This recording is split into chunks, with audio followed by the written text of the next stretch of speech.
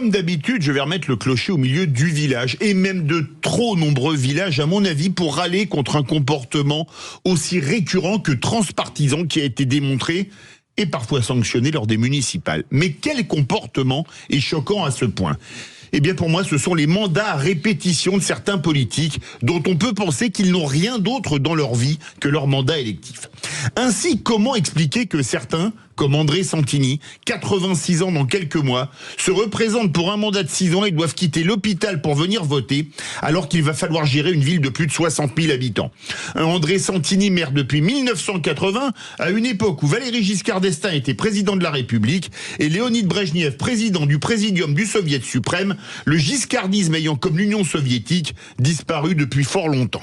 Comment ne pas comprendre les électeurs qui ont sanctionné les élus repartant pour un énième mandat ? Brest, ville historiquement de gauche, n'a pas renouvelé sa confiance au socialiste François Cuyandre, maire depuis 25 ans. Les électeurs palois n'ont pas réélu François Bayrou, 75 ans dans 2 mois. Peut-être par envie de renouvellement, lui qui a occupé tous les postes, excepté celui de sénateur, au sein du département des Pyrénées-Atlantiques depuis 1983 et sa première élection comme conseiller municipal à Pau.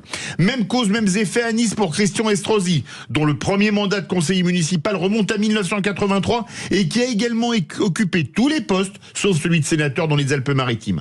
Je ne mets cependant en aucun cas dans le même panier les maires de tout petits villages dans lesquels le travail n'a rien à voir avec un maire de grande ville, et il est impératif de rappeler que les premiers responsables sont les électeurs qui savent ce qu'ils font dans l'isoloir. Le plus amusant est que souvent, ces politiques vous le disent qu'ils sont indispensables à leur territoire, mais je tiens à les rassurer.